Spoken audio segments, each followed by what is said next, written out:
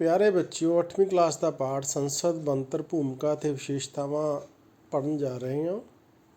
27ਵਾਂ ਪਾਠ ਹੈ। ਭਾਰਤੀ ਸੰਵਿਧਾਨ ਅਨੁਸਾਰ ਲੋਕਤੰਤਰੀ ਸ਼ਾਸਨ ਪ੍ਰਣਾਲੀ ਲਾਗੂ ਕੀਤੀ ਗਈ। ਵੱਡਾ ਦੇਸ਼ ਹੋਣ ਕਰਕੇ ਅਪਰਤੱਖ ਲੋਕਤੰਤਰ ਦੀ ਵਿਵਸਥਾ ਕੀਤੀ ਗਈ। ਅਪਰਤੱਖ ਲੋਕਤੰਤਰ ਤੋਂ ਭਾਵ ਬੱਚਿਓ ਹੈ ਵੀ ਇਹਦੇ ਵਿੱਚ ਜਿਹੜੀ ਸਰਕਾਰ ਆ ਉਹ ਲੋਕਾਂ ਵੱਲੋਂ ਵੋਟ ਪਾ ਕੇ ਬਣਾਈ ਜਾਂਦੀ ਹੈ। ਯਾਨੀ ਲੋਕਾਂ ਦੀ ਸਰਕਾਰ ਆ ਪਰ ਲੋਕ ਸ਼ਾਸਨ ਨਹੀਂ ਕਰਦੇ, ਲੋਕਾਂ ਵੱਲੋਂ ਚੁਣੇ ਗਏ ਪ੍ਰਤੀਨਿਧੀ ਸ਼ਾਸਨ ਕਰਦੇ ਆ। ਇਸ ਸ਼ਾਸਨ ਪ੍ਰਣਾਲੀ ਵਿੱਚ ਪ੍ਰਸ਼ਾਸਨ ਲੋਕਾਂ ਦੇ ਚੁਣੇ ਹੋਏ ਪ੍ਰਤੀਨਿਧਾਂ ਦੁਆਰਾ ਚਲਾਇਆ ਜਾਂਦਾ ਹੈ, ਜੋ ਆਪਣੇ ਕੰਮਾਂ ਅਤੇ ਜ਼ਿੰਮੇਵਾਰੀਆਂ ਲਈ ਭਾਰਤੀ ਲੋਕਾਂ ਪ੍ਰਤੀ ਉੱਤਰਦਾਈ ਹੁੰਦੇ ਹਨ। ਸੰਸਦ ਦਾ ਅਰਥ। ਸੰਸਦ ਅੰਗਰੇਜ਼ੀ ਭਾਸ਼ਾ ਦੇ ਸ਼ਬਦ ਪਾਰਲੀਮੈਂਟ ਦਾ ਪੰਜਾਬੀ ਅਨੁਵਾਦ ਹੈ। ਅੰਗਰੇਜ਼ੀ ਭਾਸ਼ਾ ਦਾ ਸ਼ਬਦ ਪਾਰਲੀਮੈਂਟ ਫਰਾਂਸੀਸੀ ਸ਼ਬਦ ਪਾਰਲਰ ਤੋਂ ਲਿਆ ਹੈ, ਜਿਸ ਦਾ ਅਰਥ ਹੈ ਗੱਲਬਾਤ ਕਰਨਾ। ਸੋ ਸੰਸਦ ਇੱਕ ਅਜਿਹੀ ਸੰਸਥਾ ਹੈ ਜਿੱਥੇ ਬੈਠ ਕੇ ਲੋਕ ਰਾਸ਼ਟਰੀ ਅਤੇ ਅੰਤਰਰਾਸ਼ਟਰੀ ਵਿਸ਼ਿਆਂ 'ਤੇ ਗੱਲਬਾਤ ਕਰਦੇ ਹਨ। ਸੰਸਦ ਉਹ ਸ਼ਾਸਨ ਪ੍ਰਣਾਲੀ ਹੈ ਜਿਸ ਵਿੱਚ ਸਰਕਾਰ ਦੇ ਦੋ ਅੰਗਾਂ ਭਾਵ ਕਾਰਜਪਾਲਿਕਾ ਅਤੇ ਵਿਧਾਨਪਾਲਿਕਾ ਵਿੱਚ ਬਹੁਤ ਨੇੜੇ ਦਾ ਸੰਬੰਧ ਹੁੰਦਾ ਹੈ। ਕਾਰਜਪਾਲਿਕਾ ਦੇ ਸਾਰੇ ਮੈਂਬਰ ਵਿਧਾਨ ਮੰਡਲ ਵਿੱਚੋਂ ਲਏ ਜਾਂਦੇ ਹਨ ਅਤੇ ਵਿਧਾਨ ਮੰਡਲ ਦੇ ਸਮਰਥਨ ਤੱਕ ਆਪਣੀ ਪਦਵੀ 'ਤੇ ਰਹਿੰਦੇ ਹਨ। ਕਾਰਜਪਾਲਿਕਾ ਦੇ ਸਾਰੇ ਮੈਂਬਰ ਆਪਣੇ ਸਾਰੇ ਕੰਮਾਂ ਅਤੇ ਨੀਤੀਆਂ ਲਈ ਵਿਧਾਨ ਮੰਡਲ ਪ੍ਰਤੀ ਜ਼ਿੰਮੇਵਾਰ ਹੁੰਦੇ ਹਨ। ਸੰਸਦ ਦੀ ਬਣਤਰ। ਸੰਸਦ ਦੇ ਦੋ ਸਦਨ ਹੁੰਦੇ ਹਨ, ਲੋਕ ਸਭਾ ਅਤੇ ਰਾਜ ਸਭਾ। ਲੋਕ ਸਭਾ ਜਿਵੇਂ ਕਿ ਨਾਂ ਤੋਂ ਹੀ ਸਪਸ਼ਟ ਹੈ ਕਿ ਲੋਕਾਂ ਦਾ ਸਦਨ ਹੈ। ਇਸ ਵਿੱਚ ਲੋਕਾਂ ਦੁਆਰਾ ਪ੍ਰਤੱਖ ਚੁਣੇ ਹੋਏ ਮੈਂਬਰ ਆਉਂਦੇ ਹਨ। ਮੈਂਬਰਾਂ ਦੀ ਗਿਣਤੀ ਸਮੇਂ-ਸਮੇਂ 'ਤੇ ਵੱਧਦੀ ਗਈ। ਵਰਤਮਾਨ ਸਮੇਂ ਲੋਕ ਸਭਾ ਦੇ ਮੈਂਬਰਾਂ ਦੀ ਗਿਣਤੀ 545 ਨਿਸ਼ਚਿਤ ਕੀਤੀ ਗਈ ਹੈ। 543 ਮੈਂਬਰ ਲੋਕਾਂ ਦੇ ਸਿੱਧੇ ਚੁਣੇ ਮੈਂਬਰ ਅਤੇ 2 ਮੈਂਬਰ ਐਂਗਲੋ ਇੰਡੀਅਨ ਜਾਤੀ ਦੇ ਰਾਸ਼ਟਰਪਤੀ ਨਾਮਜ਼ਦ ਕਰਦਾ ਹੈ। ਤਾਂ ਬੱਚਿਓ ਇਹਦੇ ਸਮਝਣ ਵਾਲੀ ਗੱਲ ਇਹ ਆ ਵੀ ਲੋਕ ਸਭਾ ਦੇ ਕੁੱਲ 545 ਮੈਂਬਰ ਹੁੰਦੇ ਹਨ, ਜਿਨ੍ਹਾਂ 'ਚੋਂ 543 ਨੂੰ ਲੋਕ ਵੋਟ ਪਾ ਕੇ ਚੁਣਦੇ ਹਨ ਅਤੇ 2 ਮੈਂਬਰ ਐਂਗਲੋ ਇੰਡੀਅਨ ਮਤਲਬ ਉਹ ਲੋਕ ਜਿਨ੍ਹਾਂ ਦੇ ਮਾਤਾ ਜਾਂ ਪਿਤਾ ਵਿੱਚੋਂ ਇੱਕ ਵਿਅਕਤੀ ਅੰਗਰੇਜ਼ ਹੈ ਯਾਨੀ ਬ੍ਰਿਟਿਸ਼ ਹੈ ਅਤੇ ਰਾਸ਼ਟਰਪਤੀ ਉਹਨਾਂ ਨੂੰ ਆਪਣੇ ਆਪ ਚੁਣ ਲੈਂਦਾ ਹੈ, ਉਹਨਾਂ ਦੀ ਵੋਟਿੰਗ ਨਹੀਂ ਹੁੰਦੀ। ਉਹਨਾਂ ਨੂੰ ਅਸੀਂ ਐਂਗਲੋ ਇੰਡੀਅਨ ਕਹਿੰਦੇ ਹਾਂ। ਅਨੁਸੂਚਿਤ ਜਾਤੀਆਂ ਅਤੇ ਜਨਜਾਤੀਆਂ ਲਈ ਰਾਖਵੇਂ ਕਰਨ ਦੀ ਵਿਵਸਥਾ ਹੈ। 85 ਸਥਾਨ ਅਨੁਸੂਚਿਤ ਜਾਤੀਆਂ ਲਈ ਅਤੇ 47 ਸਥਾਨ ਅਨੁਸੂਚਿਤ ਜਨਜਾਤੀਆਂ ਲਈ ਰਾਖਵੇਂ ਹਨ। ਪੰਜਾਬ ਵਿੱਚ 13 ਮੈਂਬਰ ਚੁਣ ਕੇ ਲੋਕ ਸਭਾ ਵਿੱਚ ਭੇਜੇ ਜਾਂਦੇ ਹਨ। ਇਹ ਇੱਕ ਅਸਥਾਈ ਸਦਨ ਹੈ। ਰਾਸ਼ਟਰਪਤੀ ਇਸ ਸਦਨ ਨੂੰ ਸੰਵਿਧਾਨ ਦੇ ਕਾਨੂੰਨ ਅਨੁਸਾਰ ਤੋੜ ਵੀ ਸਕਦਾ ਹੈ। ਦੁਬਾਰਾ ਚੋਣ ਵੀ ਕਰਵਾਈ ਜਾ ਸਕਦੀ ਹੈ। ਅੱਗੇ ਹੈ ਬੱਚਿਓ ਰਾਜ ਸਭਾ। ਇਹ ਇੱਕ ਸਥਾਈ ਸਦਨ ਹੈ। ਵਰਤਮਾਨ ਸਮੇਂ ਇਸ ਸਦਨ ਦੇ ਮੈਂਬਰਾਂ ਦੀ ਗਿਣਤੀ 250 ਨਿਸ਼ਚਿਤ ਕੀਤੀ ਗਈ ਹੈ। 238 ਮੈਂਬਰ ਰਾਜਾਂ ਅਤੇ ਕੇਂਦਰ ਸ਼ਾਸਿਤ ਪ੍ਰਦੇਸ਼ਾਂ ਵਿੱਚੋਂ ਅਤੇ 12 ਮੈਂਬਰ ਰਾਸ਼ਟਰਪਤੀ ਦੁਆਰਾ ਵਿਗਿਆਨ, ਸਾਹਿਤ, ਕਲਾ ਅਤੇ ਸਮਾਜ ਸੇਵਾ ਦੇ ਖੇਤਰ ਵਿੱਚ ਪ੍ਰਸਿੱਧੀ ਪ੍ਰਾਪਤ ਕਰਨ ਵਾਲੇ ਵਿਅਕਤੀਆਂ ਵਿੱਚੋਂ ਨਾਮਜ਼ਦ ਕੀਤੇ ਜਾਂਦੇ ਹਨ। ਇਹ ਮੈਂਬਰ ਅਪਰਤੱਖ ਚੋਣ ਵਿਧੀ ਦੁਆਰਾ ਚੁਣੇ ਜਾਂਦੇ ਹਨ। ਲੋਕਾਂ ਦੁਆਰਾ ਚੁਣੇ ਮੈਂਬਰ ਮੁੜ ਇਹਨਾਂ ਨੂੰ ਚੁਣਦੇ ਹਨ। ਇਹ ਅਸਥਾਈ ਸਦਨ ਹੈ ਜੋ ਕਿ ਲੋਕ ਸਭਾ ਦੇ ਟੁੱਟਣ ਤੋਂ ਬਾਅਦ ਵੀ ਕੰਮ ਕਰਦਾ ਰਹਿੰਦਾ ਹੈ ਅਤੇ ਇਸ ਦੇ ਕੁਝ ਮੈਂਬਰ ਹਰ 2 ਸਾਲ ਬਾਅਦ ਰਿਟਾਇਰ ਹੋ ਜਾਂਦੇ ਹਨ। ਉਹਨਾਂ ਦੀ ਥਾਂ 'ਤੇ ਨਵੇਂ ਮੈਂਬਰ ਨਿਯੁਕਤ ਕਰਦੇ ਜਾਂਦੇ ਹਨ। ਪੰਜਾਬ ਤੋਂ 7 ਮੈਂਬਰ ਰਾਜ ਸਭਾ ਲਈ ਅਪਰਤੱਖ ਚੋਣ ਅਨੁਸਾਰ ਚੁਣੇ ਜਾਂਦੇ ਹਨ। ਅੱਗੇ ਬੱਚੇ ਆਪਾਂ ਪੜ੍ਹਿਆ ਸੀਗਾ ਵੀ ਲੋਕ ਸਭਾ ਦੇ ਜਿਹੜੇ ਮੈਂਬਰ ਹੈ ਉਹ ਲੋਕਾਂ ਵੱਲੋਂ ਵੋਟਾਂ ਪਾ ਕੇ ਚੁਣੇ ਜਾਂਦੇ ਆ, ਪਰ ਰਾਜ ਸਭਾ ਦੇ ਮੈਂਬਰ ਲੋਕਾਂ ਵੱਲੋਂ ਵੋਟਾਂ ਪਾ ਕੇ ਨਹੀਂ ਚੁਣੇ ਜਾਂਦੇ, ਸਗੋਂ ਉਹਨਾਂ ਵਿਅਕਤੀਆਂ ਵੱਲੋਂ ਚੁਣੇ ਜਾਂਦੇ ਜਿਨ੍ਹਾਂ ਨੂੰ ਲੋਕਾਂ ਨੇ ਚੁਣਿਆ ਹੈ। ਉਹ ਲੋਕਾਂ ਵੱਲੋਂ ਇਹਨਾਂ ਵਿਅਕਤੀਆਂ ਦੀ ਚੋਣ ਕਰਦੇ ਹਨ। ਇਹਦੇ ਵਿੱਚ ਵੋਟਿੰਗ ਨਹੀਂ ਹੁੰਦੀ। ਸੰਸਦ ਪ੍ਰਣਾਲੀ ਦੀਆਂ ਮੁੱਖ ਵਿਸ਼ੇਸ਼ਤਾਵਾਂ। ਨਾਮਾਤਰ ਅਤੇ ਅਸਲੀ ਕਾਰਜਪਾਲਿਕਾ ਵਿੱਚ ਅੰਤਰ। ਕਾਰਜਪਾਲਿਕਾ ਅਤੇ ਵਿਧਾਨ ਮੰਡਲ ਵਿੱਚ ਗੂੜ੍ਹਾ ਸੰਬੰਧ। ਕਾਰਜਪਾਲਿਕਾ ਦੀ ਵਿਧਾਨ ਮੰਡਲ ਪ੍ਰਤੀ ਜ਼ਿੰਮੇਵਾਰੀ। ਪ੍ਰਧਾਨ ਮੰਤਰੀ ਦੀ ਅਗਵਾਈ। ਕਾਰਜਪਾਲਿਕਾ ਦੀ ਮਿਆਦ ਅਨਿਸ਼ਚਿਤ। ਵਿਰੋਧੀ ਦਲ ਨੂੰ ਕਾਨੂੰਨੀ ਮਾਨਤਾ। ਸਮੂਹਿਕ ਅਤੇ ਵਿਅਕਤੀਗਤ ਜ਼ਿੰਮੇਵਾਰੀ। ਇਹ ਸੰਸਦ ਦੀ ਪ੍ਰਣਾਲੀ ਦੀਆਂ ਮੁੱਖ ਵਿਸ਼ੇਸ਼ਤਾਵਾਂ ਹਨ। ਭਾਰਤ ਵਿੱਚ ਸੰਸਦੀ ਪ੍ਰਣਾਲੀ ਜਾਂ ਸੰਸਦੀ ਸਰਕਾਰ ਨੂੰ ਅਪਣਾਉਣ ਦੇ ਕੀ ਕਾਰਨ ਹਨ? ਕਾਰਜਪਾਲਿਕਾ ਅਤੇ ਵਿਧਾਨਪਾਲਿਕਾ ਦੇ ਆਪਸੀ ਸਬੰਧਾਂ ਉੱਤੇ ਆਧਾਰਿਤ ਦੋ ਤਰ੍ਹਾਂ ਦੀ ਸ਼ਾਸਨ ਪ੍ਰਣਾਲੀ ਹੋਂਦ ਵਿੱਚ ਆਉਂਦੀ ਹੈ। ਸੰਸਦੀ ਸਰਕਾਰ, ਦੂਸਰੀ ਆ ਪ੍ਰਧਾਨਗੀ ਸਰਕਾਰ। ਪ੍ਰਸ਼ਨ ਉੱਠਦਾ ਹੈ ਕਿ ਸਾਡੇ ਸੰਵਿਧਾਨ ਨਿਰਮਾਤਾਵਾਂ ਨੇ ਸੰਸਦੀ ਸਰਕਾਰ ਦੀ ਹੀ ਕਿਉਂ ਚੋਣ ਕੀਤੀ? ਇਸ ਦੇ ਕਾਰਨ ਹੇਠ ਲਿਖੇ ਹਨ। ਪਹਿਲਾ, ਭਾਰਤੀ ਲੋਕਾਂ ਨੂੰ ਸੰਸਦੀ ਪ੍ਰਣਾਲੀ ਪ੍ਰਤੀ ਜਾਣਕਾਰੀ। ਆਜ਼ਾਦੀ ਤੋਂ ਪਹਿਲਾਂ ਸਾਡੇ ਦੇਸ਼ ਵਿੱਚ 1861, 1892, 1919, 1935 ਦੇ ਐਕਟਾਂ ਦੁਆਰਾ ਸੰਸਦੀ ਸਰਕਾਰ ਲਾਗੂ ਕੀਤੀ ਗਈ ਸੀ। ਸੰਸਦੀ ਸਰਕਾਰ ਨੂੰ ਸਰਵੋਤਮ ਸਮਝਿਆ ਗਿਆ। ਦੂਸਰਾ ਕਾਰਨ ਹੈ ਸੰਵਿਧਾਨ ਸਭਾ ਦੇ ਮੈਂਬਰਾਂ ਦੁਆਰਾ ਸਮਰਥਨ।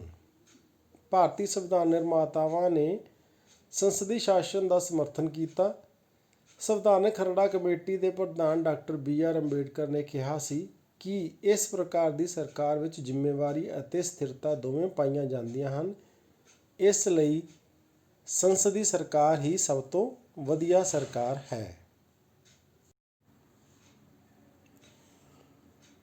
ਤੀਸਰਾ, ਇਹ ਪ੍ਰਣਾਲੀ ਜ਼ਿੰਮੇਵਾਰੀ ਉੱਤੇ ਆਧਾਰਿਤ।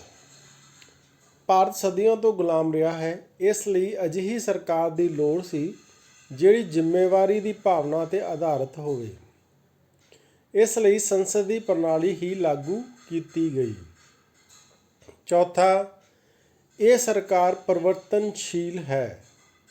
ਭਾਰਤ ਨੇ ਸਦੀਆਂ ਤੋਂ ਬਾਅਦ ਆਜ਼ਾਦੀ ਪ੍ਰਾਪਤ ਕੀਤੀ ਹੈ, ਸੋ ਲੋਕ ਅਜਿਹੀ ਸਰਕਾਰ ਦੀ ਵਿਵਸਥਾ ਕਰਨੀ ਚਾਹੁੰਦੇ ਸਨ ਜੋ ਨਿਰੰਕੁਸ਼ ਨਾ ਬਣ ਸਕੇ। ਸੋ ਸੰਸਦੀ ਸਰਕਾਰ ਕਦੇ ਵੀ ਬਦਲੀ ਜਾ ਸਕਦੀ ਹੈ। ਪੰਜਵਾਂ, ਅਸਲ ਰੂਪ ਵਿੱਚ ਲੋਕਤੰਤਰੀ ਸਰਕਾਰ। ਸੰਸਦੀ ਸਰਕਾਰ ਅਸਲ ਵਿੱਚ ਲੋਕਤੰਤਰ ਨੂੰ ਸਥਾਪਿਤ ਕਰਦੀ ਹੈ। ਵਿਧਾਨ ਮੰਡਲ ਵਿੱਚ ਲੋਕਾਂ ਦੇ ਪ੍ਰਤੀਨਿਧ ਕਾਰਜਪਾਲਿਕਾ ਤੋਂ ਪ੍ਰਸ਼ਨ ਪੁੱਛ ਕੇ ਅਤੇ ਆਲੋਚਨਾ ਕਰਕੇ ਉਸ ਦੀਆਂ ਨੀਤੀਆਂ ਅਤੇ ਕੰਮਾਂ ਨੂੰ ਪ੍ਰਭਾਵਿਤ ਕਰਦੇ ਹਨ। ਭਾਰਤ ਨੇ ਸੰਸਦੀ ਸਰਕਾਰ ਦਾ ਢਾਂਚਾ ਇੰਗਲੈਂਡ ਦੇ ਸੰਵਿਧਾਨ ਤੋਂ ਗ੍ਰਹਿਣ ਕੀਤਾ ਸੀ। ਸੋ ਉੱਪਰ ਲਿਖੇ ਵਿਚਾਰਾਂ ਅਤੇ ਹੋਰ ਸਿੱਟਿਆਂ ਤੋਂ ਅਸੀਂ ਸਿੱਟਾ ਕੱਢ ਸਕਦੇ ਹਾਂ ਕਿ ਭਾਰਤ ਲਈ ਸੰਸਦੀ ਸਰਕਾਰ ਹੀ ਢੁਕਵੀਂ ਅਤੇ ਵਧੀਆ ਸਰਕਾਰ ਹੈ। ਕਾਨੂੰਨ ਬਣਾਉਂਦੇ ਸਮੇਂ ਸੰਸਦ ਦੀ ਭੂਮਿਕਾ। ਸਰਕਾਰ ਦੇ ਤਿੰਨ ਮੁੱਖ ਅੰਗ ਹੁੰਦੇ ਹਨ: ਵਿਧਾਨ ਮੰਡਲ, ਕਾਰਜਪਾਲਿਕਾ ਅਤੇ ਨਿਆਂਪਾਲਿਕਾ। ਵਿਧਾਨ ਮੰਡਲ ਅਰਥਾਤ ਸੰਸਦ ਦਾ ਮੁੱਖ ਕੰਮ ਕਾਨੂੰਨ ਬਣਾਉਣਾ ਹੈ। ਬਿੱਲ ਸੰਸਦ ਦੇ ਕਿਸੇ ਵੀ ਸਦਨ ਵਿੱਚ ਪੇਸ਼ ਕੀਤੇ ਜਾ ਸਕਦੇ ਹਨ। ਦੋਵੇਂ ਸਦਨਾਂ ਵਿੱਚ ਪਾਸ ਹੋਣ ਮਗਰੋਂ ਹੀ ਹਰੇਕ ਬਿੱਲ ਰਾਸ਼ਟਰਪਤੀ ਦੀ ਮਨਜ਼ੂਰੀ ਲਈ ਭੇਜਿਆ ਜਾਂਦਾ ਹੈ। ਸਿਰਫ ਧਨ ਬਿੱਲ ਜਾਂ ਵਿੱਤੀ ਬਿੱਲ ਹੀ ਲੋਕ ਸਭਾ ਵਿੱਚ ਪੇਸ਼ ਕੀਤਾ ਜਾ ਸਕਦਾ ਹੈ। ਦੋਵੇਂ ਸਦਨਾਂ ਵਿੱਚ ਬਿੱਲ ਸੰਬੰਧੀ ਮਤਭੇਦਾਂ ਨੂੰ ਦੂਰ ਕਰਨ ਲਈ ਰਾਸ਼ਟਰਪਤੀ ਦੋਵੇਂ ਸਦਨਾਂ ਦਾ ਸਾਂਝਾ ਸਮਾਗਮ ਬੁਲਾਉਂਦਾ ਹੈ। ਬਿੱਲ ਨੂੰ ਕਾਨੂੰਨ ਬਣਨ ਲਈ ਕਈ ਪੜਤਾਂ ਵਿੱਚੋਂ ਲੰਘਣਾ ਪੈਂਦਾ ਹੈ। ਸੋ ਸੰਸਦ ਹੀ ਕਾਨੂੰਨ ਬਣਾਉਣ ਵਾਲੀ ਦੇਸ਼ ਦੀ ਸਭ ਤੋਂ ਵੱਡੀ ਸੰਸਥਾ ਹੈ। ਸੰਸਦ ਦੁਆਰਾ ਬਣਾਏ ਕਾਨੂੰਨ ਸਰਵ ਉੱਚ ਹੁੰਦੇ ਹਨ। ਭਾਰਤੀ ਸੰਵਿਧਾਨ ਨਿਰਮਾਤਾਵਾਂ ਨੇ ਵੀ ਇਸੇ ਸਿਧਾਂਤ ਨੂੰ ਸਭ ਤੋਂ ਵਧੀਆ ਲਿਖਿਆ ਹੈ। ਸਰਕਾਰ ਦੀ ਸੰਸਦ ਪ੍ਰਤੀ ਜਵਾਬਦੇਹੀ। ਸਾਡੇ ਸੰਵਿਧਾਨ ਅਨੁਸਾਰ ਸਰਕਾਰ ਕਾਰਜਪਾਲਿਕਾ ਨੂੰ ਪੂਰਨ ਤੌਰ 'ਤੇ ਸੰਸਦ ਪ੍ਰਤੀ ਜ਼ਿੰਮੇਵਾਰ ਬਣਾਇਆ ਗਿਆ ਹੈ।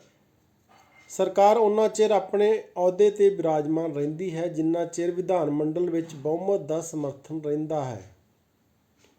ਕਾਰਜਪਾਲਿਕਾ ਦੇ ਮੈਂਬਰ ਆਪਣੇ ਸਾਰੇ ਕੰਮਾਂ ਅਤੇ ਨੀਤੀਆਂ ਲਈ ਵਿਧਾਨ ਮੰਡਲ ਜਾਂ ਸੰਸਦਪਤੀ ਜ਼ਿੰਮੇਵਾਰ ਹੁੰਦੇ ਹਨ।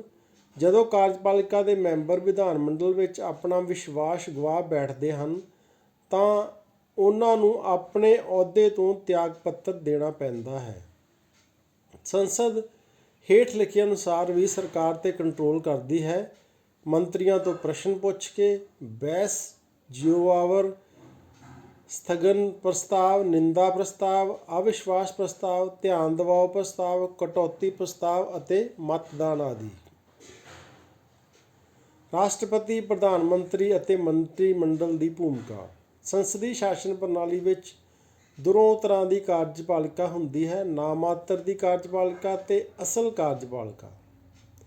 ਰਾਸ਼ਟਰਪਤੀ ਦੇਸ਼ ਦਾ ਸੰਵਿਧਾਨਕ ਮੁਖੀ ਹੁੰਦਾ ਹੈ। ਰਾਸ਼ਟਰਪਤੀ ਦੀ ਚੋਣ ਲੜਨ ਲਈ ਲਿਖੀਆਂ ਯੋਗਤਾਵਾਂ ਹੋਣੀਆਂ ਚਾਹੀਦੀਆਂ ਹਨ।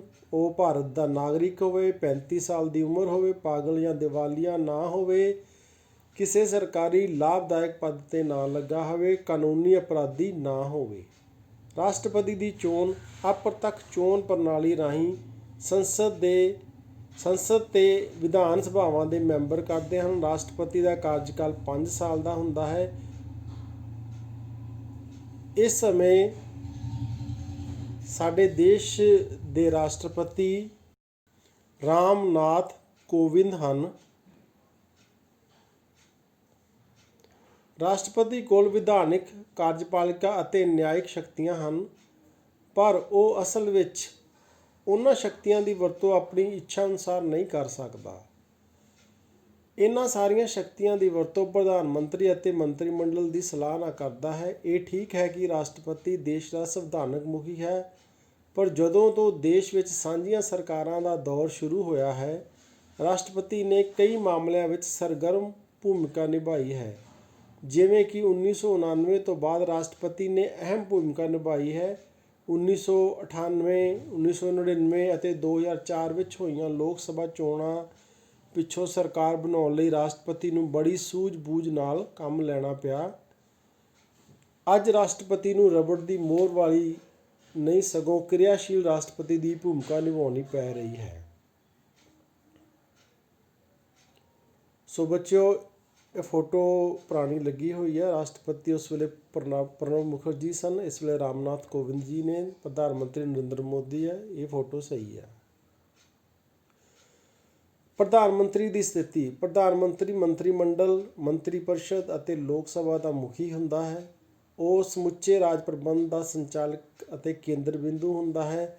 ਅਸਲ ਸ਼ਕਤੀਆਂ ਦੀ ਵਰਤੋਂ ਪ੍ਰਧਾਨ ਮੰਤਰੀ ਹੀ ਕਰਦਾ ਹੈ। ਡਾਕਟਰ ਅੰਬੇਦਕਰ ਨੇ ਅਮਰੀਕਾ ਦੇ ਰਾਸ਼ਟਰਪਤੀ ਦੀ ਤੁਲਨਾ ਭਾਰਤ ਦੇ ਪ੍ਰਧਾਨ ਮੰਤਰੀ ਨਾਲ ਕੀਤੀ ਸੀ। ਸਾਰੀਆਂ ਨੀਤੀਆਂ ਅਤੇ ਕਾਨੂੰਨ ਪ੍ਰਧਾਨ ਮੰਤਰੀ ਦੀ ਸਲਾਹ ਨਾਲ ਬਣਦੇ ਹਨ। ਪ੍ਰਧਾਨ ਮੰਤਰੀ ਮੰਤਰੀ ਮੰਡਲ ਦਾ ਨਿਰਮਾਤਾ ਹੈ। ਕੋਈ ਵੀ ਮੰਤਰੀ ਉਸ ਦੀ ਸਲਾਹ ਤੋਂ ਵਿਰੁੱਧ ਆਪਣੀ ਪਦਵੀ 'ਤੇ ਨਹੀਂ ਰਹਿ ਸਕਦਾ।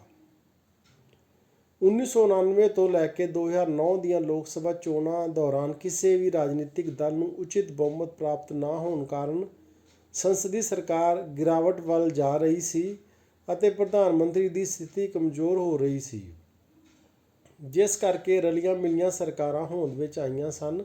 ਜਿਵੇਂ 14ਵੀਂ ਤੇ 15ਵੀਂ ਲੋਕ ਸਭਾ ਚੋਣਾਂ ਪਿੱਛੋਂ ਕਾਂਗਰਸ ਅਤੇ ਲਗਭਗ 20 ਪਾਰਟੀਆਂ ਮਿਲ ਕੇ ਸੰਯੁਕਤ ਪ੍ਰਗਤੀਸ਼ੀਲ ਗਠਬੰਧਨ UPA ਅਧੀਨ ਸਰਕਾਰ ਚਲਾ ਰਹੀਆਂ ਸਨ, ਪਰ 16ਵੀਂ ਲੋਕ ਸਭਾ ਦੀਆਂ ਚੋਣਾਂ ਦੌਰਾਨ ਭਾਰਤੀ ਜਨਤਾ ਪਾਰਟੀ ਨੇ ਉੱਚਤਮ ਬਹੁਮਤ ਪ੍ਰਾਪਤ ਕਰਕੇ ਭਾਰਤ ਵਿੱਚ ਸੰਸਦੀ ਪ੍ਰਣਾਲੀ ਨੂੰ ਮਜ਼ਬੂਤ ਕੀਤਾ ਹੈ।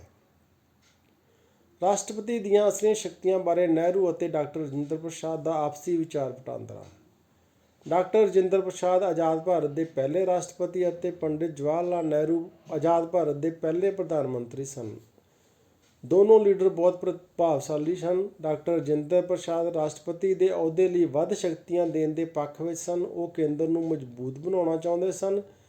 ਸਦੀਆਂ ਮਗਰੋਂ ਭਾਰਤ ਆਜ਼ਾਦ ਹੋਇਆ ਸੀ, ਇਸ ਲਈ ਕੇਂਦਰ ਨੂੰ ਮਜ਼ਬੂਤ ਬਣਾਉਣ ਦੇ ਪੱਖ ਵਿੱਚ ਸਨ। ਪੰਡਿਤ ਨਹਿਰੂ ਜੀ ਵੀ ਕੇਂਦਰ ਨੂੰ ਮਜ਼ਬੂਤ ਬਣਾਉਣ ਦੇ ਪੱਖ ਵਿੱਚ ਸਨ, ਪਰ ਪ੍ਰਧਾਨ ਮੰਤਰੀ ਅਤੇ ਮੰਤਰੀ ਮੰਡਲ ਨੂੰ ਵੱਧ ਸ਼ਕਤੀਆਂ ਦੇਣ ਦੇ ਪੱਖ ਵਿੱਚ ਸਨ। ਦੋਵੇਂ ਨੇਤਾ ਭਾਰਤ ਨੂੰ ਮਜ਼ਬੂਤ ਦੇਖਣਾ ਚਾਹੁੰਦੇ ਸਨ, ਇਸ ਵਿੱਚ ਕੋਈ ਸ਼ੱਕ ਨਹੀਂ। ਦੋਨੋਂ ਨੇਤਾ ਦੋ ਵਾਰ ਆਪਣੇ ਅਹੁਦਿਆਂ 'ਤੇ ਨਿਯੁਕਤ ਹੁੰਦੇ ਰਹੇ ਹਨ। ਸੰਸਦ ਦੀ ਸਥਿਤੀ।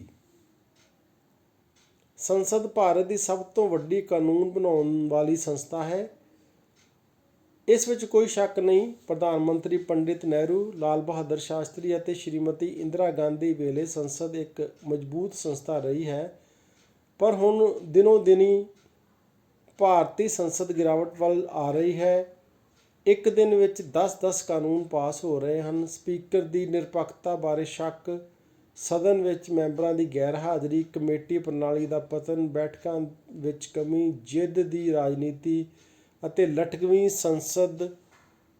ਸੰਸਦ ਤੋਂ ਭਾਵ ਅਜਿਹੀ ਲੋਕ ਸਭਾ ਤੋਂ ਹੈ ਜਿਸ ਵਿੱਚ ਕਿਸੇ ਇੱਕ ਰਾਜਨੀਤਿਕ ਦਲ ਨੂੰ ਚੋਣਾਂ ਤੋਂ ਬਾਅਦ ਸਪਸ਼ਟ ਬਹੁਮਤ ਪ੍ਰਾਪਤ ਨਹੀਂ ਹੁੰਦਾ ਹੈ ਆਦਿ ਗਿਰਾਵਟ ਦੇ ਕਾਰਨ ਹਨ। ਕਾਨੂੰਨ ਨੂੰ ਲਾਗੂ ਕਰਨ ਜਾਂ ਕਾਨੂੰਨ ਨੂੰ ਅਮਲੀ ਰੂਪ ਦੇਣ ਦੇ ਢੰਗ ਵੀ ਬਦਲ ਗਏ ਹਨ। ਲੋੜ ਹੈ ਸੰਸਦ ਨੂੰ ਮਜ਼ਬੂਤ ਬਣਾਉਣਾ, ਪਰ ਦੇਸ਼ ਵਿੱਚ ਦਿਨੋਂ ਦਿਨ ਵੱਧ ਰਹੀਆਂ ਰਾਜਨੀਤਿਕ ਪਾਰਟੀਆਂ ਖਤਰੇ ਦੀ ਘੰਟੀ ਹਨ। ਕੌਮੀ ਪਾਰਟੀਆਂ ਨਾਲੋਂ ਖੇਤਰੀ ਪਾਰਟੀਆਂ ਦੀ ਭੂਮਿਕਾ ਵੱਧ ਰਹੀ ਹੈ। ਜੇਕਰ ਸਥਿਤੀ ਅਜਿਹੀ ਹੀ ਬਣੀ ਰਹੀ ਤਾਂ ਭਵਿੱਖ ਵਿੱਚ ਚੰਗੇ ਕਾਨੂੰਨਾਂ ਦੀ ਆਸ ਨਹੀਂ ਕੀਤੀ ਜਾ ਸਕਦੀ।